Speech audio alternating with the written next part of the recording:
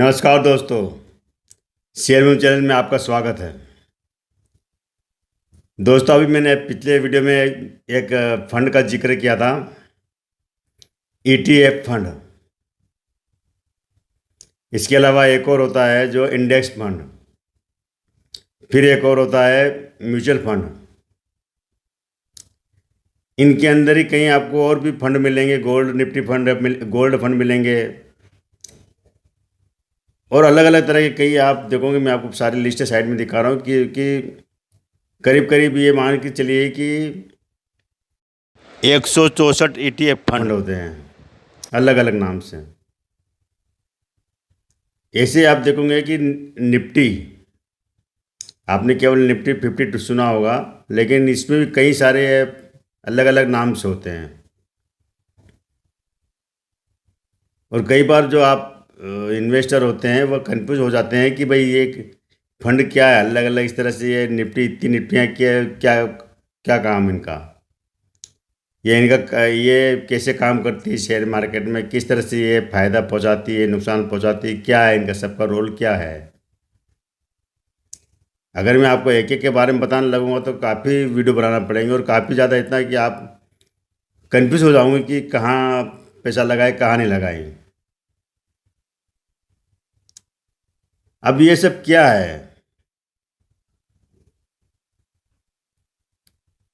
आज मैं इसी पर आपको मैं समझाने की कोशिश कोशिश करूँगा मैं। हालांकि आपको यूट्यूब पर कई वीडियो मिल जाएंगे जिसके अंदर लोगों ने अलग अलग तरीके से बताया इनके अंदर क्या अंतर है, क्या कैसे पैसा लगाते हैं, कैसा कमाते हैं, कैसा गवाते हैं, सारी चीज़ें आपको मतलब अलग अलग तरीके बताया है। लेकिन मैं आपको मेरा जो तरीका है अलग तरीके से कैसे मैं चीज़ों को समझाता हूँ शेयर मार्केट के बारे में। इसीलिए मैं शेयर मार्केट से जुड़े हुए जो फंड है, जो निफ्टी, इनके बारे में आपको एक इस वीडियो में ऐसा बताऊंगा आपको सब कुछ समझ में आ जाएगा। फिर आप किसी में भी पैसा लगाओ, कहीं भी पैसा लगाओ, आपको पता चल जाएगा कि ये पैसा आप लगा रहे तो सही जगह जा रहा है या आपको नुकसान देगा या प्रॉफिट देगा। तो आज चलिए इसी बारे में हम शुरुआत करते हैं। थोड़ा सा सीन अलग हो जाएगा इसमें से, वो थोड़ा सा आप समझने की कोशिश करना, बहुत आसान तरीके से, इतने आसान तरीके से आपको और कोई बताएगा नहीं। अब देखिए होता क्या होता है कि एक दंपति होते हैं, इन दंपति की कई संतानें होती है। आप 10 12 15 जितना आप मान के चलो उतने आप इनके कई संतानें होती है। उसमें कुछ लड़के होते हैं, कुछ लड़कियां होती है। सबके नाम अलग अलग होते हैं। जितने लड़के हर लड़के का नाम अलग अलग होगा, उनके रूप रंग भी अलग अलग होंगे, शक्ल भी अलग होगी उनकी थोड़ी सी। हर एक में कुछ थोड़ा थोड़ा चेंज नज़र आएगा आपको। अगर एक 5 अगर लड़के तो पांचों लड़के आपको एक अलग अलग शक्ल थोड़ी सी चेंज नज़र आएगी हर सभी में। अगर 5 लड़कियां हैं तो लड़कियों की भी आपको कुछ न कुछ रंग रूप, हाइट, कद वगैरह ये सब आपको एक अलग अलग तरीके से नज़र आएंगे। लेकिन है क्या, ये एक ही माँ बाप की संतानें हैं। अब इनमें से अगर किसी को भी अगर आप पैसा देते हैं तो वो पैसा जाएगा कहाँ? उसी माँ बाप के पास जाएगा जिनकी ये संतानें हैं। आपको लगेगा कि यार मैंने तो लड़की को पैसा दिया है, या मैंने बड़े लड़के को पैसा दिया है, छोटे लड़के को पैसा दिया है, बीच वाले लड़के को पैसा दिया है, या इस लड़के को दिया है, उसकी बड़ी लड़की को दिया, किसी को भी आप दो या मदद करो तो वो पैसा कहाँ जाएगा? सारा सारा माँ बाप के पास ही जाएगा। तो ये जो शेयर मार्केट है, शेयर मार्केट जब शुरू हुआ था उस समय क्या था कि इसमें केवल इनके जो शेयरों में ही काम होता था। मतलब केवल आपको कंपनी के शेयर खरीदना हो, उसमें पैसे डालना। लेकिन ये क्या कि इतनी कई लोग इस चीज़ों से जो नुकसान में रहे, जिनको जिनको नुकसान हो, वो इन चीज़ों से दूर हो जाते हैं, बहुत जल्दी दूर हो जाते हैं। तो इस तरह शेयर मार्केट ने क्या करा कि अलग अलग नाम से, कई नाम से इन्होंने अलग अलग फंड बनाया है। हर फंड का मतलब कुछ होता, सभी लगभग सेम होते हैं, लेकिन थोड़े थोड़ा अंतर के साथ में अलग अलग फंड बनाते रहे हैं और आगे बनते रहेंगे। इसी तरह से आप निफ्टी, मैंने कहा ना, जो जो फंड है उनको आप उस दंपति के लड़कों के रूप में देख सकते हैं, और जितनी निफ्टियाँ हैं वो उनकी बेटियों के रूप में देख सकते हैं आप। तो ये अलग अलग नाम से बना दिए इनको, और सभी का क्या है कि थोड़ा सा अलग अलग काम है। तो इसमें इसमें क्या होता है कि जब आप चाहे म्यूचुअल फंड में पैसा लगाओ, चाहे ईटीएफ पे पैसा लगाओ, एक्सचेंज ट्रेड फंड या इंडेक्स ट्रेड फंड, तो इन सब में अगर आप लगाते हैं तो क्या होता है कि जो आप पैसा लगाएंगे, आपको ये ध्यान में ज़रूर रखना, दिमाग में रखना कि आप जो पैसा लगा रहे हो आपका पैसा शेयर मार्केट में ही जा रहा है। और शेयर मार्केट ऊपर जाएगा तो आपको फ़ायदा होगा, नीचे जाएगा तो नुकसान होगा। मोटा मोटा मतलब ये गणित आपको ये समझ में, ध्यान में ही रख के पैसा लगाना है। अब इनमें अंतर क्या होता है? अंतर क्या होता है, जैसे कि मान लो कि, अच्छा एक और चीज़ बता दें कि इतने सारे बनाने की ज़रूरत क्यों महसूस हुई, ये भी आपको बता देता हूँ। क्या होता है कि जब उस दंपति के ऊपर हम वापस आ जाते हैं कि दंपति के अगर 5 लड़के या 10 लड़के हैं, और लड़के अगर मान लो इसमें से अगर कोई एक लड़का अगर ख़राब काम करता है, ख़राब काम मतलब ऐसा काम करता, बुरा काम करता है, तो जिसका बदनामी हो या कुछ भी हो वो किसके माँ बाप की होती है। तो ऐसे में क्या होता है कि जो दूसरे लड़के जो होते हैं, जो दूसरे अच्छा काम कर रहे हैं, तो वो उस माँ बाप को उस बदनामी से बचा लेते हैं। मतलब एक अगर ख़राब हुआ तो कोई दिक्कत नहीं, दूसरे तो अच्छे हैं। मतलब जब माँ बाप को, ये आपने देखा हूँ पुराने लोग जो होते हैं 8-8 10-10 बच्चे पैदा करते, तो वो जानते हैं कि एक आधा खराब भी निकलेगा तो दूसरे कोई तो अच्छा बच्चा जो हमारे काम आएगा। चलो ठीक है, एक खराब निकल गया, 2 खराब निकल गया, लेकिन बाकी तो हमारे काम आएंगे। या एक लड़की खराब निकल गई, दूसरी तो बाकी लड़के तो मतलब है ना। तो इसी तरह जो शेयर मार्केट, यहाँ पर भी क्या होता है कि अलग अलग तरह के फंड इसलिए बनाने की ज़रूरत महसूस होगी कि हमेशा हर जो सेक्टर वाइज देखे जाए तो हर सेक्टर में मतलब हमेशा अच्छा काम नहीं होता है। कभी किसी समय कोई सेक्टर बहुत बुरा प्रदर्शन करता है, कभी किसी समय कोई कोई सेक्टर बहुत अच्छा काम करता है, या किसी कंपनी का शेयर अच्छा काम करता है। तो इसमें क्या करा कि इस तरह से इन्होंने अलग अलग जो फंड बना के ये एक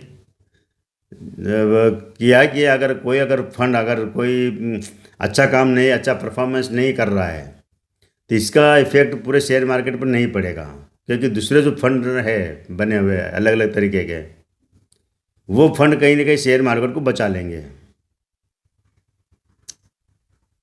और आपको जब एक में अगर नुकसान होता है, आपको अगर एक चीज किसी फंड में आपने पैसा, अपने म्यूचुअल फंड में पैसा लगाया और आपको पैसा नहीं बढ़ा या नुकसान हुआ, और क्योंकि पैसा तो शेयर मार्केट में लगा है, और चाहे म्यूचुअल फंड में आपने लगाया, तो हो सकता है म्यूचुअल फंड आपने जिसमें पे आपने उसके किसी भी फंड में आपने पैसा लगाया और वो अच्छा प्रदर्शन नहीं किया किसी न किसी वजह से, तो आपको एक नुकसान हो जाता है उसके अंदर।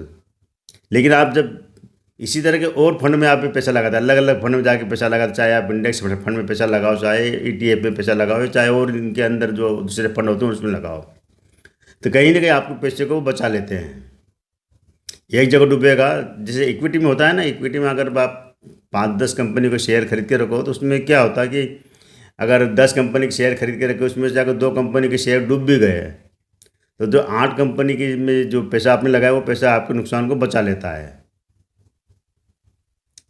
इसी तरह जो ये फंड बने हुए हैं, इसके अंदर भी क्या होता है कि आपने अगर अलग अलग उसमें पैसा लगाते हैं, तो आपका पैसा कहीं ना कहीं मतलब बच जाता है, आपको पूरा नुकसान नहीं होता। और ये मार्केट के लिए भी है कि कि कई अगर एक मान लो एक ही फंड होता है और फंड अगर बुरा प्रदर्शन करता है तो पूरा मार्केट ही ध्वस्त हो जाता है, लेकिन मार्केट बचा रहता है हमेशा। मार्केट ने बुरे से बुरे दौर में भी काम किया है, आप किसी भी समय उठा के देख लो शेयर मार्केट को, तो बहुत बुरा दौर गुजरा, चाहे अभी कोरोना वाला मामला ले लो या चाहे और भी कई, उस बुरे दौर में भी मार्केट ने अपने आप को संभाल के रखा।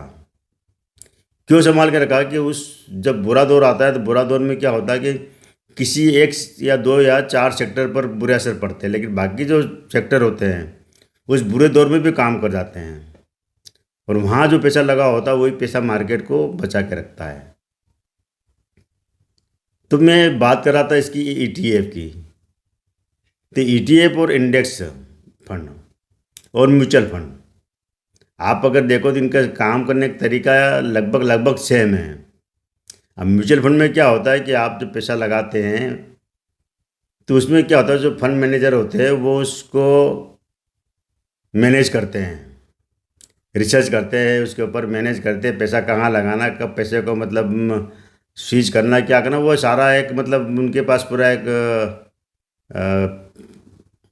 पिछला और अगला जो भी है सारा एक जानकारी होती है। उस हिसाब से अपने म्यूचुअल फंड में आपके आपके पैसे को वो लगाते रहते हैं, और इसी हिसाब से क्या करते हैं कि वो कुछ चार्जेस आपके ऊपर लगाते हैं।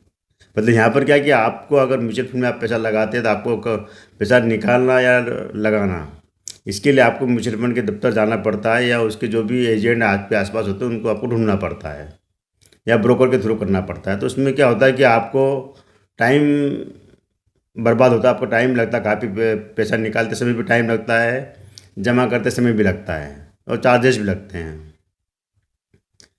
इसी तरह आप चाहिए कि इंडेक्स फंड में भी सेम होता है।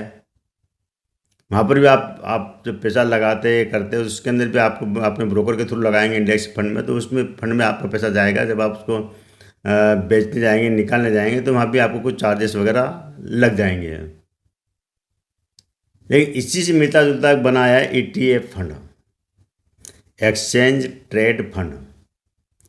यहाँ पर क्या होता है कि इसमें अब आपको एक सुविधा दे दी, अलग से सुविधा दे दी है। मैंने कहा था ना कि उस दंपति के जो बच्चे हैं सभी का कुछ रूप रंग अलग अलग होता है, कुछ अलग अलग तरीके होते हैं। तो यहाँ पर भी क्या, जो ईटीएफ में क्या होता है कि आप इसको दिन के, जब आप इसमें पैसा लगाते हैं तो दिन में आप किसी भी समय पैसा लगा के किसी भी समय पैसा निकाल सकते हैं। मतलब इसको आप खुद अपने हाथ से ही मतलब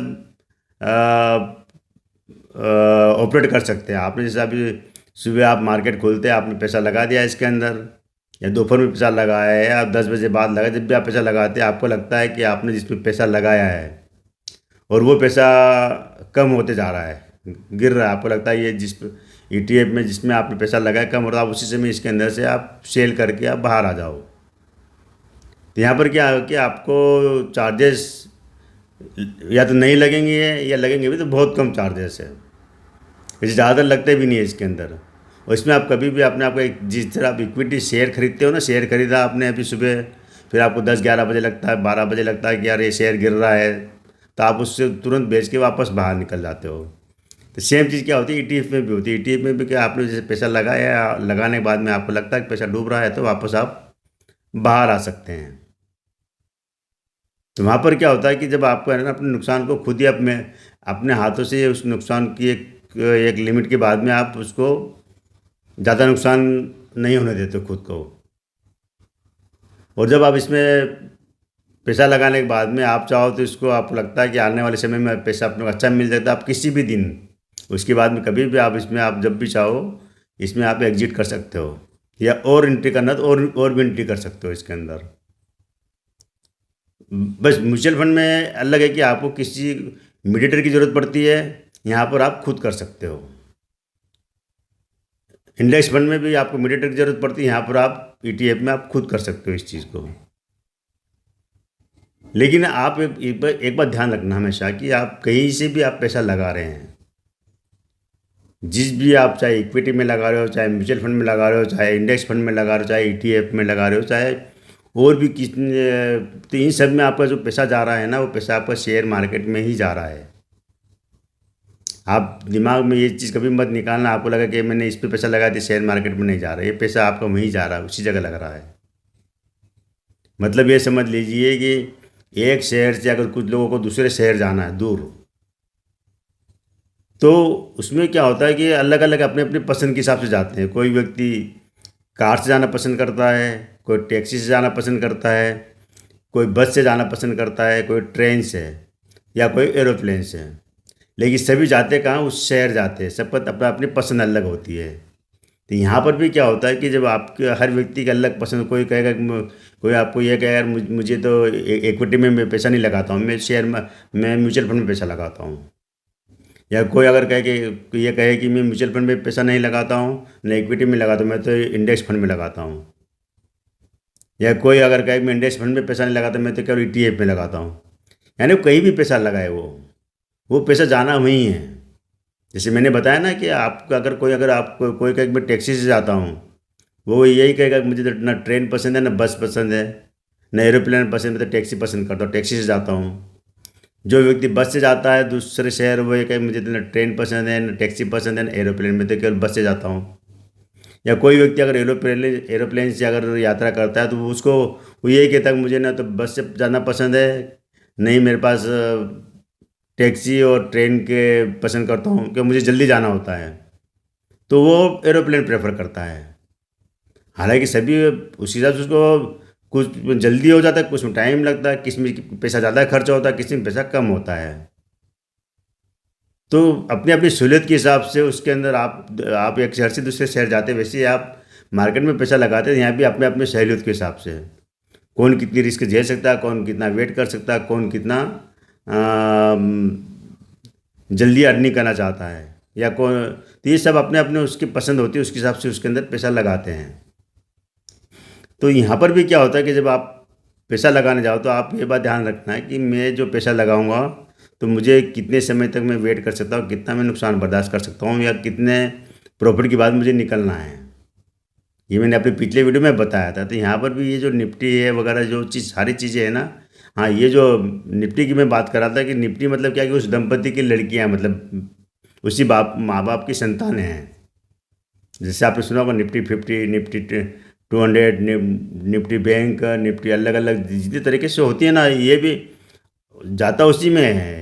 बस ये है कि कई कई कई आपको चार्जेस कम लगते हैं, किसी को चार्जेस ज़्यादा लगते हैं, किसी जगह नुकसान बहुत ज़्यादा होता है, किसी जगह नुकसान बहुत कम होता है। तो ये अलग अलग तरीके हैं।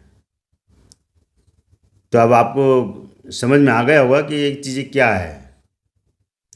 तो आज केवल इतना ही दोस्तों। मेरे इस चैनल को सब्सक्राइब कर लीजिए, शेयर कीजिए, लाइक कीजिए, और नोटिफिकेशन बेल उसके ऊपर दबा दीजिए, ताकि आपको आने वाले वीडियो के नोटिफिकेशन मिलते रहें। तो आज केवल इतना ही। Thank you.